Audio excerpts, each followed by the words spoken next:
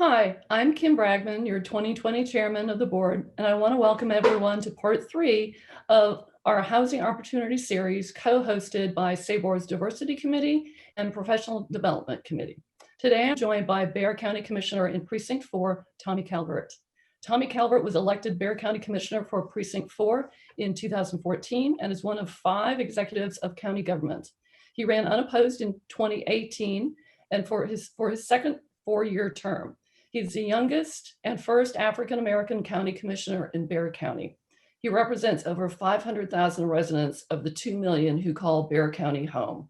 Precinct 4 stretches from Cibolo in the northeast, south to Elmendorf, downtown to the Alamo to I-10, and Hildebrand to Beacon Hill and the entire eastern portion of the county.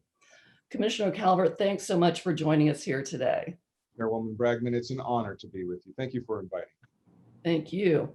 So we'll start with some questions about housing. COVID-19 has placed unrelenting pressures on many of our Bexar County residents during this pandemic, specifically as it relates to housing affordability and availability. So what more needs to be done in the months ahead to ensure our most vulnerable population is protected and taken care of? Well, thank you again. And let me thank you for your service and all the staff at SABOR for raising these questions, because we really need the voices of those who are within the association to make your voices known to your elected officials. Sometimes I do feel like a voice in the wilderness, and it tends to be the people are far ahead of the politicians. And so to that end, we have to implement the things that you all create. Now, every one of us has seen more exploding homelessness and homeless camps. I can tell you that a Bexar Facts poll with KSAT 12 indicated that homelessness is the #1 issue for Bexar County residents. I believe in part people see the blight close to their neighborhoods and are concerned about the integrity of their property values, to be perfectly honest. And I've been telling my colleagues in the elected official world that housing is a bigger problem than they were giving resources to. So first, what to do? Let me start with Haven for Hope. We know that in COVID, they have social distancing reductions in how many people they can take. There are more homeless camps than ever before. I see these homeless camps in Stone Oak at 1604 in Blanco. I see them on Southwest Military. I see them downtown. I see them on Austin Highway. I see them on Bandera Road, on Vance Jackson Road. There are 18 homeless camps my team has counted in my precinct alone. And frankly, the job that we are doing, the city and Haven, is inadequate. So we need to purchase 4 to 6 of the struggling hotels that are on the market now and take those folks off the streets. They have only about a 10% success rate when talking about getting homeless into Haven, but the rate is almost 100% when they have a hotel room and they tell someone they want to take them in the hotel room. Now, there's a reason. I'm going to connect the dots. Some of you may be saying, well, we're talking about housing affordability. I'm getting there because a lot of the folks that you see have lost jobs and are dealing with the social safety net that is falling and has slipped through the cracks for whatever reason, trauma, depression, all kinds of things. And so the homeless struggle that we face is something that we have to really make sure that we deal with. This helps neighborhoods maintain the quality of life, the quality of the property value. And what we found out when we were dealing with, in my office, a mobile home where we had to shut the mobile home down, Jasper Park, because it was an eyesore, is that it was very expensive to find a 3-bedroom, 2-bath home for a family in an affordable price range for the majority of San Antonians. Because people moved out of apartments in a lot of cases, they wanted more space in houses, and so that market got a lot tighter, to be perfectly honest. And so I think we still, and you're going to ask me a question about this, I think this parlays into the need for a $100 million housing bond and leveraging that with what I think will become a Biden stimulus package. And I think it has to include owner-occupied rehab. single family construction, new construction for homes, 190 and under, multifamily that allows someone to save for the 3.5% to 30% someone needs for a down payment for a home. And it also means that we have to do something very different with our schools and workforce. We have to deal with the fact that we have a lot of folks who are unemployed because they couldn't keep up with the jobs in the information technology economy. And COVID brings technological innovations that require less human interaction. And so you're going to have to transition people. Let's say they like working with their hands. They're not necessarily a book, college person. That's okay. There's going to be robots and things that are out there, and you're still going to need to mechanically fix them. Maybe they like computer programming. You're still going to need people to program those things. But what this means for the housing affordability is that you've got to upskill folks in this information technology economy and make your schools community schools. You've got to have them as places where you can go to the school in your neighborhood and mom and dad can go there after work. We have 25% of our adult population that reads at a 5th grade level. We need the schools to have a university health clinic so that parents don't have to find a place for their child when they're sick. We need longer school hours because every hour for instruction that you increases the educational attainment.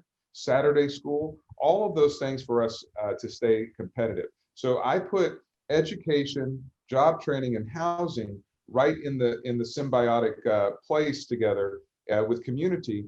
And I think we're making a mistake in some of the bond proposals for capital improvements. I think in this last round at the city where they went for transportation and some other priorities, I think housing stability should have been one of those because it's something that for our population, our demographic in San Antonio, we have to be very careful. The other thing I would say about affordability is everybody, you all know this, California is through.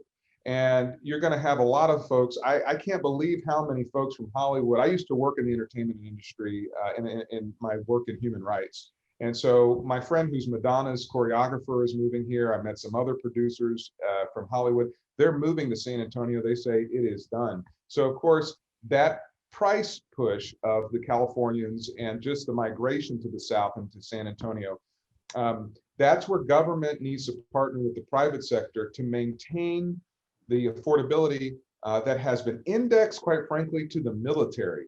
The military wages are part of what has kept San Antonio affordable. And as I compete for the Space Command Center to locate in San Antonio, one of the questions the Pentagon asks us is, what is the affordability and living index? And so if you begin to become a city whose price of housing is inflated in the same way that California's price was inflated because you have all these Californians moving here, that's not good for us landing some of these missions. This is one of our competitive advantages against some of the bases in Colorado, for example. I'll stop there, Kim. Sorry, long answer. No, that's great information. So you touched on the bond proposal. So you've championed homeownership and the American dream, and you're fighting for a $100 million housing bond that would provide owner-occupied rehab to houses 20 years or older and stimulate multifamily housing that allows individuals to save up so they can afford a down payment as a first-time home buyer. Can you talk to us about the status of this housing bond project and its importance as it relates to affordable housing? Well, the status is that we're stuck in political gridlock, but that's going to change, I believe, on January 1st as we get new commissioners, new blood on the court. When you're out campaigning and going door to door, as I did, I walked 15,000 households personally when I ran for commissioner. You get an on the ground view of what's really going on. And sometimes when we serve we literally have a tower in the commissioner's court, and we forget what's going on the ground. So we allocated $250,000 to help us conduct a housing study, much like the task force that was put together at the city with the mayor on housing. But I couldn't get the staff to cooperate with me to develop the RFP so that we could get consultants because frankly, they were told not to. That's the backroom political mess that sometimes politics is just entering as blockers. So we need your voice to chime in to get this done and finished. The court plans to take up capital budget items in April. And at that point, we're waging a lot of decisions about how we will use our capital budget. We didn't even do any in September, October timeframe. We're going to be looking at linear parks and what we do with those. We're going to be looking mainly at that. But I think that while those are very worthy projects, which I love and I like, the museum reach, Salado Creek, I'm working on Salado Creek and a new downtown link between San Pedro Creek and the San Antonio River. It really is more important for us in the priority list to maintain Bexar County's potential to be the leading American city and county and the information technology economy with the lowest cost of doing business and the highest quality of life.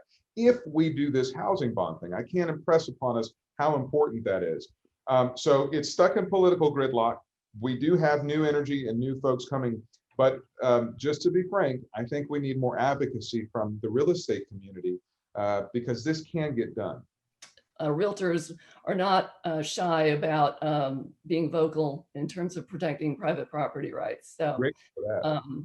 But you focused a lot on fiscal responsibility during your tenure in office, and you created the first tax exemption for seniors as the university health system, and you're planning to grow the tax exemption from $10,000 to $35,000 per homestead. Can you talk to us about your efforts to alleviate the taxing burdens for homeowners in Bexar County? Thank you for that question, because as you know, everybody has been looking at their property tax bill and wondering, why is my bill so high? And they think Bexar County does it because it's the Bexar County appraisal district on your bill. But as you know, Kim, the biggest portion of your tax bill is your schools, right?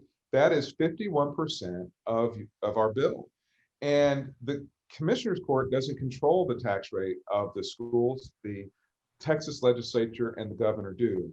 So in order to understand how do we get you lower property taxes and not tax you out of your home, you really have to have your mind blown. So I'm going to blow some people's minds by what I'm about to say, but everything that I'm about to say is verifiable, and I will actually have my staff follow up and provide for you the actual language in the Texas House and Senate bills, which proves what I'm about to say. All right. So this is going to sound partisan, but it is not partisan. The solution I'm going to end up proposing is actually from a Republican. So just bear with me for a moment. You remember Lieutenant Governor Dan Patrick got on television a couple of years ago with a commercial that said he was in a brown jacket in a pickup truck, and he said, "Those big bad cities and counties are raising your taxes and I'm going to cap them." Well, it was actually Lieutenant Governor Patrick who raised our taxes. He raised the appraisals in the bill. He hid it on page 381, so none of us would find it. In my association, the Texas Association of Counties, our general counsel found it there hidden in a rider of a bill. And what it says, this is in black and white, is that your appraisals must increase by 13.81% over the course of 2 years for the school districts. 13.81%. I'm not just pulling that number out of my head. That was actually written into law. And so we know that inflation is not going up by that much, and by extension, our pay raises, right? We're not getting that kind of pay raise every year. So on your biggest investment, your home, it's unsustainable and this is over a 2-year period. So let's say 1 year was 7% and the following year was 6.81%. But guess what? The previous 2 years, the legislature had said your appraisal must go up by 12%. And the previous 2 years, 12%. And the previous 2 years, 10%. So you keep doing that. And eventually it is just this plain. Politicians don't know enough about the economy to be controlling the price of the market that way. Sometimes the far left and the far right meet at the same point. So California did a lot of this. And you see the cost of living, of housing in California is out of control. But now we have the Texas Republican legislature doing the same thing, just for different reasons. And I'm going to explain the why. So it used to be, and again, it's going to sound partisan, but I'm going to tell you my answer is Republican answer. It used to be that when Democrats were in control of the Texas House and Senate, 50% of the school district's budget was given from the general fund of your Texas legislature, and then the other 50% came from your property taxes. Well, today the Texas legislature has said 38%, we're only going to pay 38%, and we're going to pass on the rest to you, the property tax owner. And that's written in the funding formula for schools. So why am I talking about all this? Because in order to give people meaningful tax relief, we have to fund the schools. We have to. And that's what Speaker Strauss said. So our homeboy, former Speaker Strauss, he said, hey, Texas has more money in the rainy day fund than almost every state in the United States combined. We have billions, like $10 billion sitting there. Why not take some of that money and give it to the schools so that we can have a bigger percentage of the legislative budget and lower the amount we ask for from property owners? I totally support that. And if this isn't a rainy day amidst COVID, I don't know what is. And so I do have to fault the governor for not holding a special session. If I were governor, I would have held a special session and said everybody's property taxes are zeroed out, because it's a hell of a year. And we don't really know where the economy is going to be. We're just going to make it flat, zero, no increase at all. Governments, you're going to have to live by what you lived by last year. Folks, we're going to zero you out. That would have been perfectly fine with me. He had the power to do that and didn't. So I'm empowering the association with this information because you are such an important voice on the Texas Capitol grounds. And I think it's important that you really understand that Bexar County Appraisal District, even the name was done intentionally. It really should be Texas Appraisal District of Bexar County, because I have no power over the funding formulas. All that means is that all 20 plus taxing entities in Bexar County are represented there. So, if you go for an appeal, it's not just Bexar County represented, it's the River Authority, it's the Hospital District, it's the City of San Antonio, it's all the suburban cities, the 26 suburban cities, it's, this taxing entity and that taxing, they're all there. It's just a geographic description. So even the name is something I'd encourage the SABOR legislative team to change. Maybe it's, now the legislature doesn't want to do that because they want to be able to blame it on local counties and cities, because it looks like that's who's doing it. But I'm only 12% of your, maybe 17, between 12 and 17% of your tax bill, depending on where you live in the county. So, I voted for a tax cut 3 times. I got the UHS tax cut. And I always ask audiences, did you feel it? No, you didn't feel my tax cuts because I'm only 12 to 17% of your bill. So so I just want people to understand that, I testify before Senator Betancourt's committee. This is who Lieutenant Governor Patrick put over the Finance Committee. And so my background's in economics, which is why I understand this issue better than most politicians in international relations and economics. But what I said to him is, look, you're seeing, this is real dorky what I'm about to say, but it's important. And if you need me to repeat it, I'm happy to do so, or push to rewind on this button. But you're seeing a quarter of hyperinflation. So hyperinflation is 50% of a price increase within a 6-month period. And that is unsustainable over the long term. When you look at neighborhoods like Dignity Hill or the Dominion, you're seeing this quarter of hyperinflation. That's not economically markedly sound. So what I would do, and now what I propose requires a state constitutional amendment. What I would do is say, okay, let's look at those areas where we see a quarter of hyperinflation in appraisal. It could be Dominion, it could be Dignity, Denver, it could be any neighborhood. And let's say we put your taxes, we index your taxes to inflation. Inflation is 1 to 4%. So then Mr. Jones and Mrs. Martinez can plan for that, because their paychecks might be going up by about that rate of inflation every year. They can't plan for 13.81%. And that's a real shame. So the biggest thing I can do for tax reform is make sure that we get the state to help us out, because it's going to end up biting the state in the rear end. It just is. Because if you start losing homeowners because everybody has to Airbnb their property just to pay the doggone taxes or rent them out, it's just going to create rent bondage, if you will, where people are not owning the American dream of home ownership. So anyway, that's the long answer. Sorry.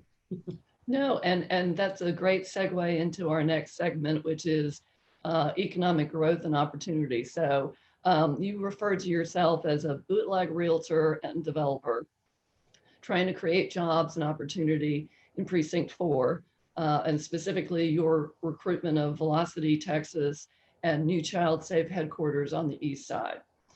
So can you talk to us about the economic development efforts being made from Fort Sam Houston to Southside Lions Park with new housing, restaurants, hotels, and linear parks? You're gonna love this update, Kim. I've got good news for your members. So I represent the area around the Pearl, and I call the Museum Reach, I call that River North. Some people do as well.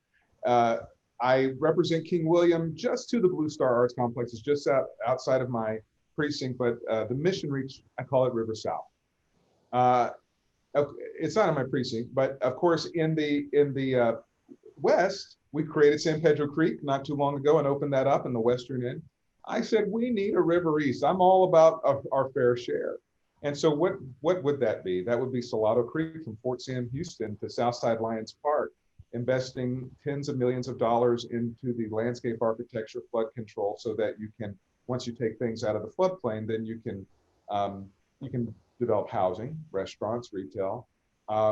You know, the county actually owns more assets along Salado Creek than any of these other areas. It's invested millions. You know what it is? It's our AT&T Center. And everybody knows there's nothing to do before and after the games. And I'm frankly embarrassed by that. I've lived all over the United States and all over the world, and I haven't seen a single arena. I mean, I think even McAllen had more stuff going on around their goal thing than we did.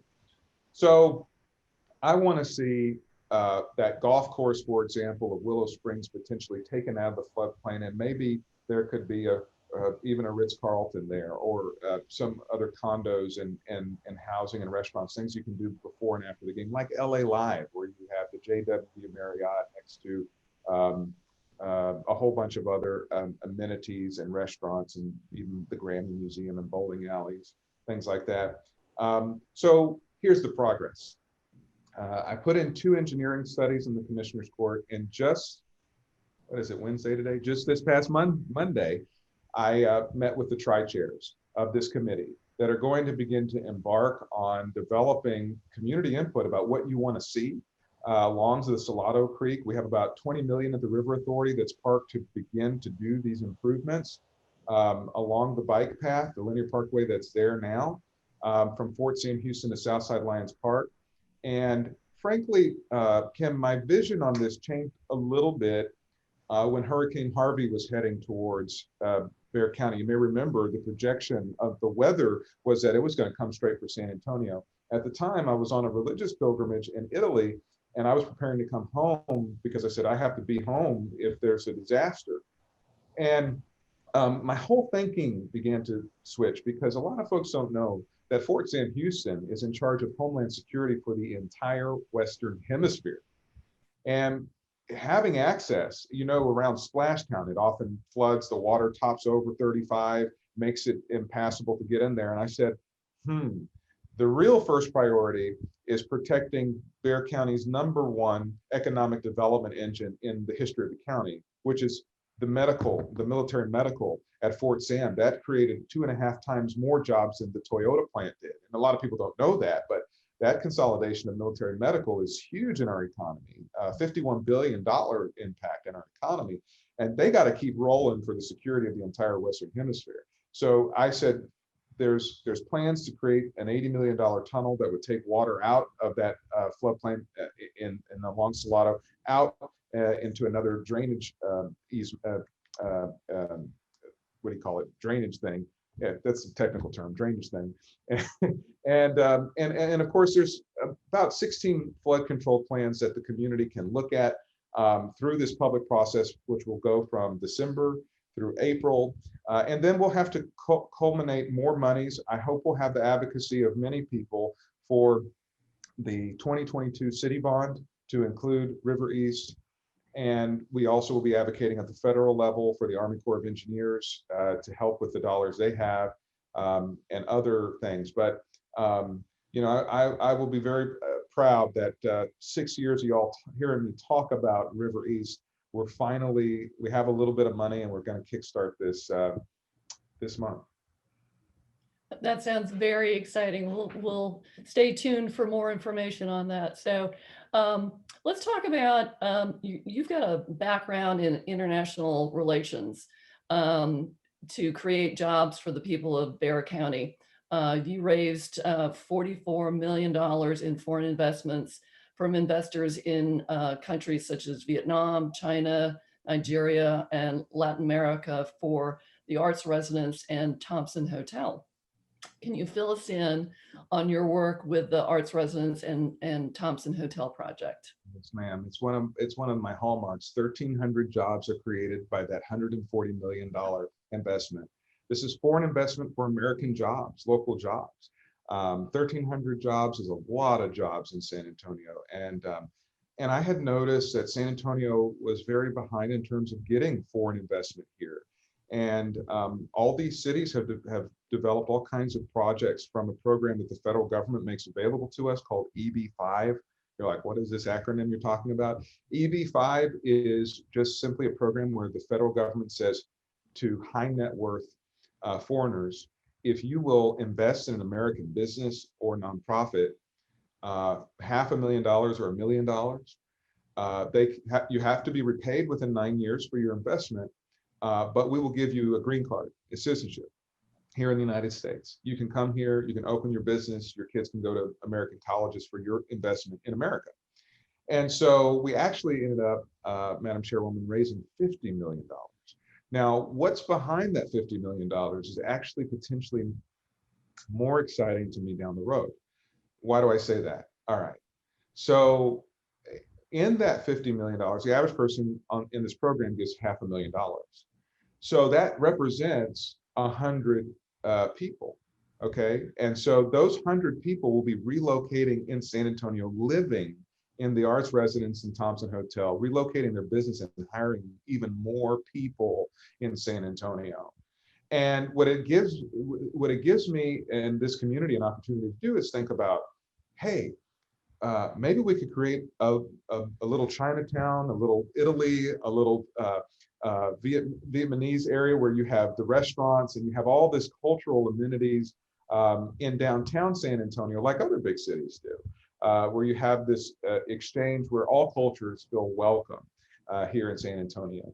So I think down the road, that's kind of the next step is I hope I can develop relationships with the folks who end up living here and getting more of their compatriots to come and invest in creating jobs for San Antonians. So we're opening January of 2021. The Arts Residence will be the nicest residence downtown and the nicest hotel through the Thompson. I can tell you the Thompson is a boutique hotel and it gave me the best service. I visited the one in Seattle. The group, I don't know how they knew my name. I don't think they knew I was coming, but every employee in that hotel knew my name. It was kind of spooky at first.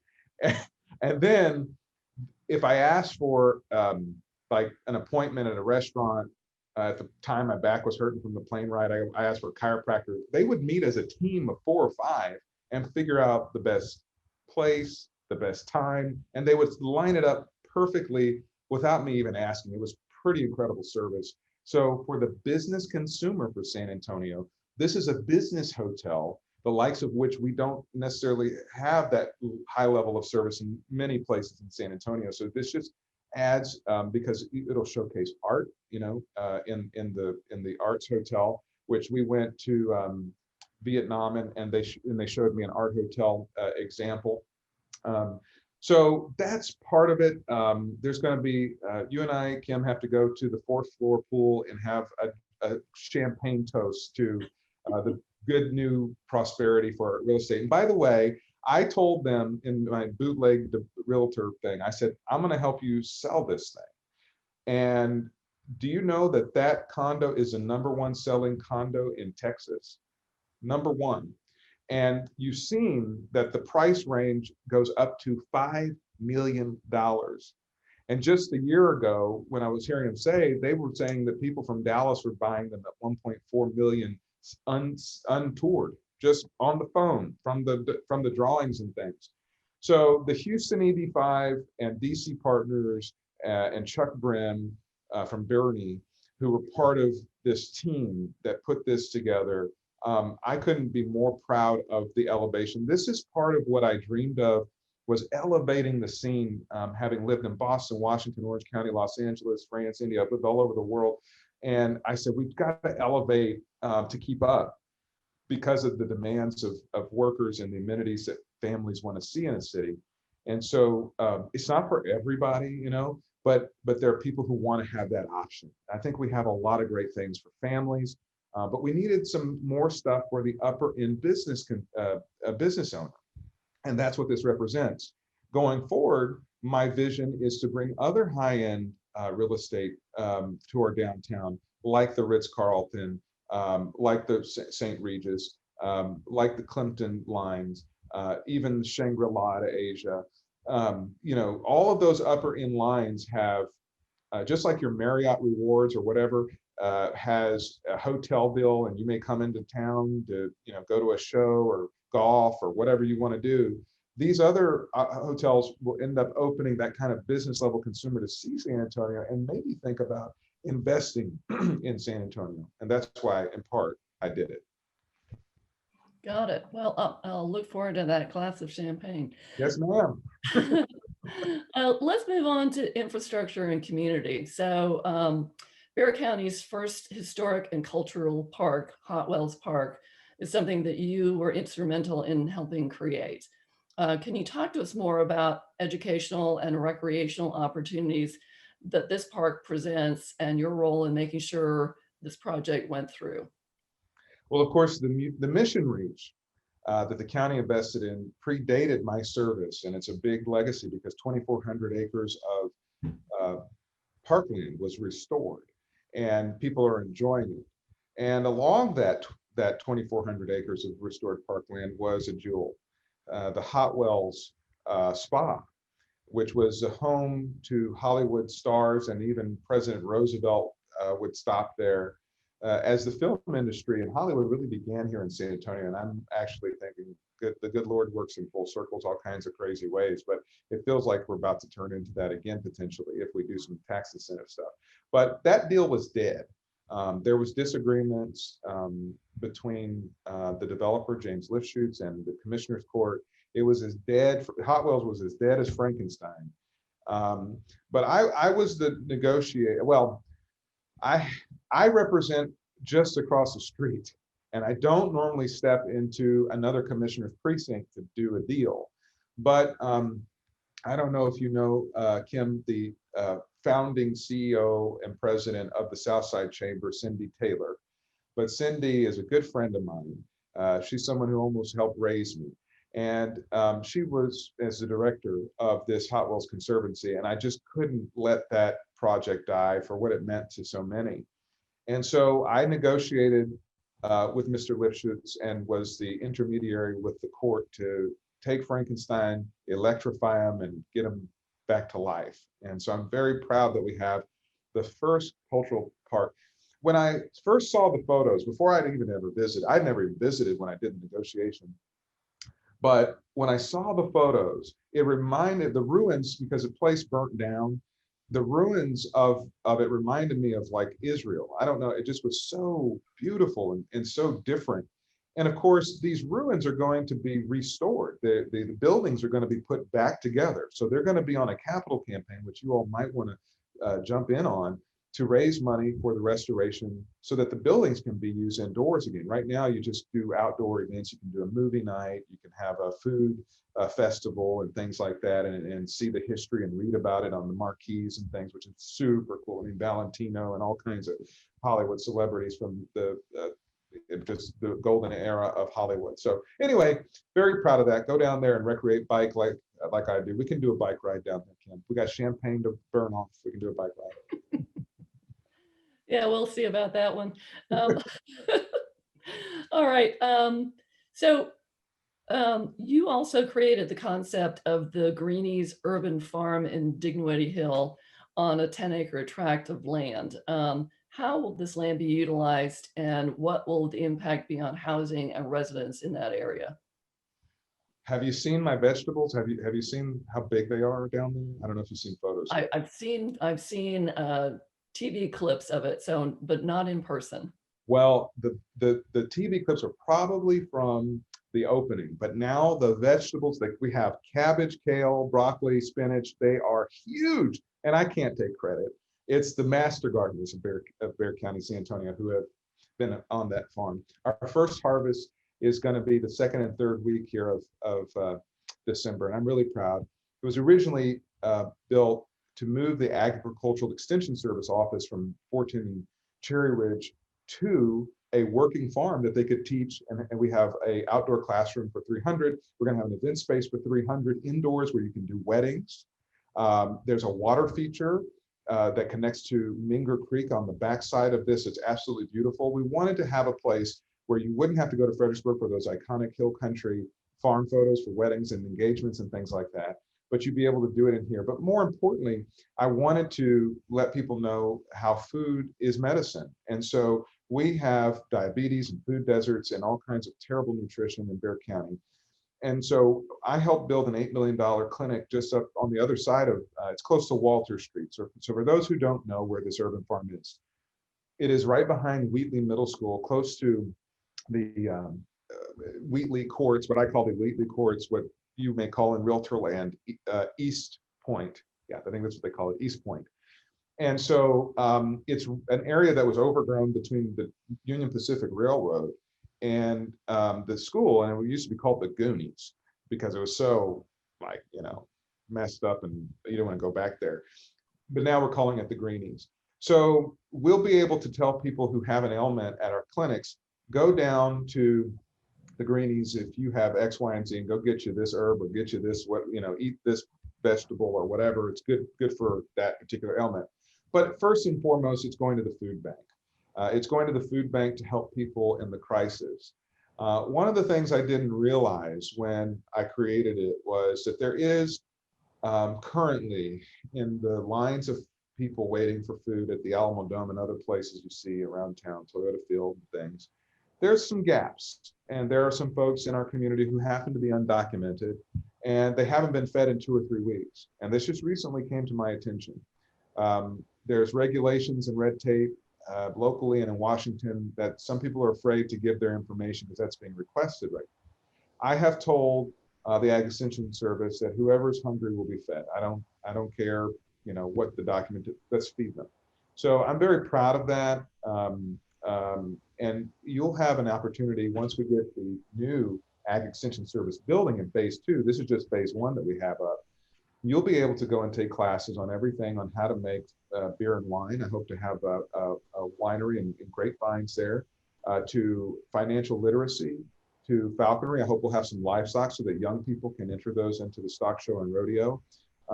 My grandfather was a farmer and I grew up, my mother taught me, I was going to say maiden, taught me how to do all kinds of growing of fresh fruits and vegetables. And that hard work in working on the earth was good for me, the work ethic that was built up. And I hope we'll be able to do things like inner city 4-H and things like that so that folks can learn about living off the land, healthy nutrition, and really turn around the trajectory. And I also think if you get livestock involved, I think that that connection to the animals brings a level of humanity in people. When you can love your sheep or love your cow or whatever it is, you as a child, you develop a sense of the preciousness of life, just subliminally, maybe, I don't know. And I think all of that's going to be good for easing tensions and civil unrest and crime and all those things that plague our inner city neighborhoods. Well, we would love to have our members come and take a tour. It sounds fabulous. And of course, with almost 13,000 members, we are great advocates and great ambassadors for the city. So and for the county. So we would love to be able to come down and take a look sometime. Well, nothing would make me more honored than to give you a bootleg real estate tour of the Greenies. Okay, you're on. So let's talk a little bit about the record level of growth year over year when it comes to Bexar County and everything that comes with it in terms of managing the influx of developers and an opportunity with current homeowners in existing neighborhoods.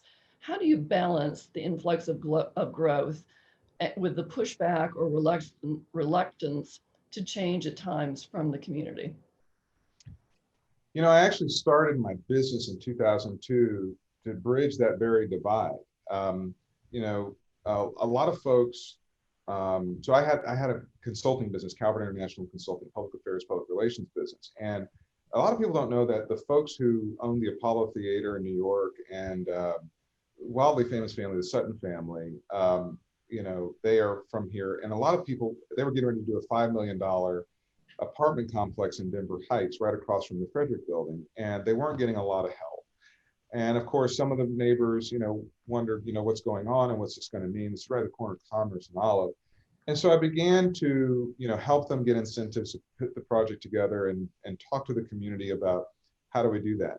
Now, from a public policy standpoint, the thing that I'm doing is advocating the truth and what is right. Am I getting a lot of help from various forms of government? Not enough, in my humble opinion. And that help, Madam Chairwoman, is very important because the realness, the reality of folks being overtaxed in their home and pushed out in areas like Denver Heights and other areas is real. And these are good folks. These are, you know, I was blessed to be born off of MLK, and by God's grace, I was given a scholarship to St. Mary's Hall, a place my parents could not afford. I know the folks who are being pushed out by gentrification development, but it's this thing where, on one hand, folks sent me to do this development. The folks from the east side said, we want nicer things. We want the nicer stores. We don't have things other sides of town. So I went to work to get those things, and I've been very successful.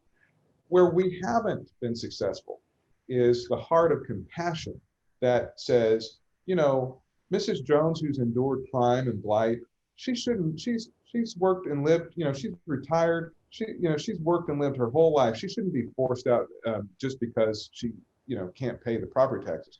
So on the things I was talking about, like the constitutional amendment, on how do we, you know, make it more affordable, index it to inflation, it's common sense. It's good market sense. It's not communistic. It's based upon the market, the capitalist system.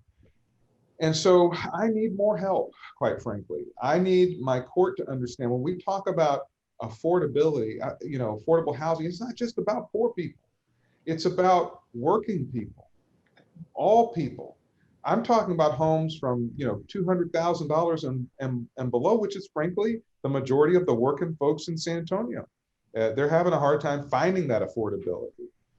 And what it does for the building of wealth, to be able to pass on a home to families, is so important, because here's the reality of our demographic. We're 65 to 76% minority, 65% Hispanic. You add on the Black population, you know, Hispanics have 18 times less wealth than whites. Blacks have 20 times less wealth than whites. How do you build wealth?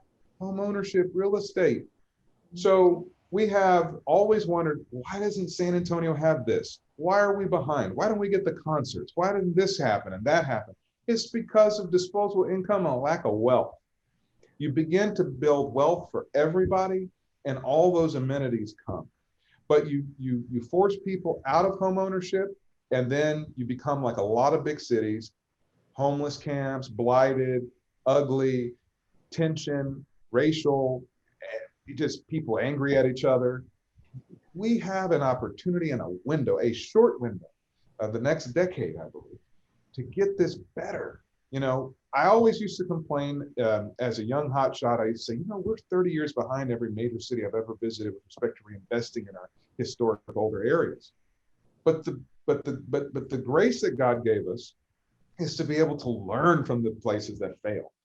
And now we have people migrating from those places who said, I moved out of so-and-so because it just got too crazy, too high. We couldn't, you know, afford $1 million home anymore. I mean, so anyway, how do we balance it? We've got to do a report card. We've got to follow it through with our council, our commissioner's court, We got to hold them in a tighter leash. We're giving these politicians too loose of a leash.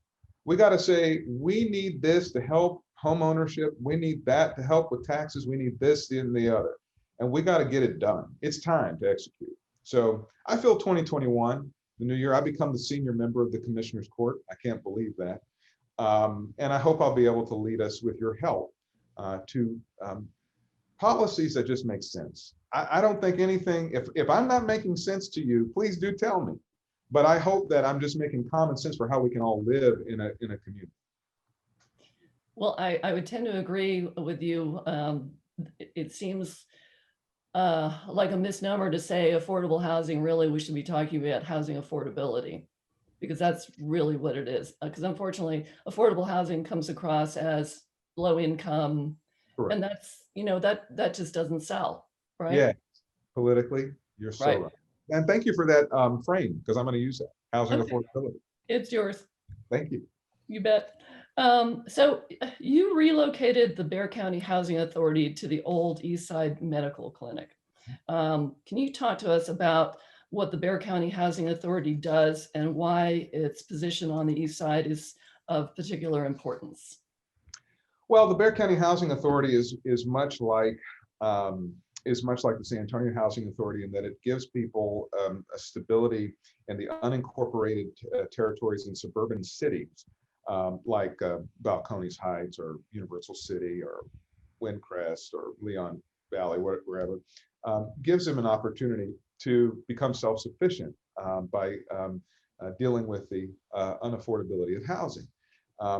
Many people think that we have a system of welfare kings and queens. Those days are pretty much gone. In the welfare reform days, there's limited periods. People have to go on job searches. There are some people because of disability and other circumstances who stay on it a longer term. But many of the folks are really the working class. These are people who are working as cashiers at Best Buy. These are people who drive your kids to school on buses. These are the cooks in the restaurants we love to eat at. It's a wide, these are students potentially. It's a wide gamut of folks who take advantage of the Bexar County Housing Authority. I've had it in Main Street in my precinct, but I'll tell you the significance of moving it where it is to me and my family.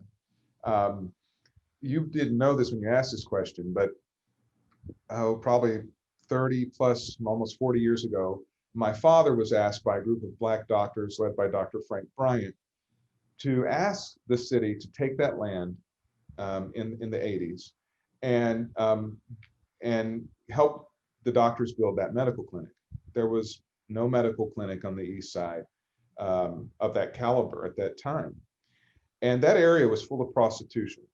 It was full of drug dealing in the alley. And my father got, I don't know who was the mayor, but the councilman, probably Joe Webb was the councilman, maybe Lila Cockrell or Henry Cisneros was the mayor, and got them to give the doctors that land for $1. And so it was such a full circle thing for me and my family that when Dr. Bryant passed away and his widow wanted to sell the property, that I was able to continue, frankly, my father's legacy of reinvesting more prosperity for a broader community. So that's the significance to me. Got it. Well, we're just about out of time. So was there any last words that you'd like to share, or any other thoughts that we haven't covered with our listeners today? The only last thing is a thing of gratitude. Kim, I want to thank you personally for your long service within the real estate, both at the city and the state and the national level. I know that you have given your own treasure to finance the trade pact and the work of moving your industry forward. And I'm grateful, and I never forget that. And it makes a difference. And the resources and all of the think tanks and things that you all bring to elected officialdom, if you will, are critical now more than ever. As I started this conversation, the polling data is in your association, your industry's favor. Homelessness, I mean, is the number one issue. And by extension, it's about housing. Whether it's housing for the mentally ill and our veterans who have PTSD and are out on the streets, or housing for folks who have become unemployed in the pandemic, The only way you fix homelessness is housing. Okay. And so when we get people the stair step and stability of housing, it sets their entire trajectory forward for the better, and the communities. If we don't have the blight of homelessness on every corner as we do now. So I just encourage you to look at what we're doing, each of us, and look at a new era in the pandemic of how do we recommit ourselves to the reality of where we are, and not necessarily do things like we were doing, because the whole world is changing. And you're either going to get left behind because you're staying the same, or you're going to elevate to the next level. And in my own faith tradition, I don't wear this on my sleeve, but I will say this as we enter this December. We are reminded of the Christmas story that Mary, Joseph, and Jesus was born homeless in a manger. He was born a stranger in a foreign land. And so as we enter the new year, I hope we'll enter with a spirit of knowing the humility of our connection to each other. We got to look out for each other, and the value of giving people prosperity through a home. A home is such an important place, and so many people are seeking it right now. And for the economic catastrophe that's happened, it's going to get harder. We're going to see a lot more poverty. And so we're going to have to get deeper, and we're going to have to hold elected officials more accountable for what we do to get folks off the streets and self-sufficient into home ownership. So here's to us in the new year, and more good from SABOR and all your members. It's just water, y'all. Well, mine's tea. But thank you, Commissioner Calvert, for joining us on our housing opportunity discussion and for all that you do for our community. We look forward to your continued partnership in the years to come. So again, thank you very much for being with us. Thank you.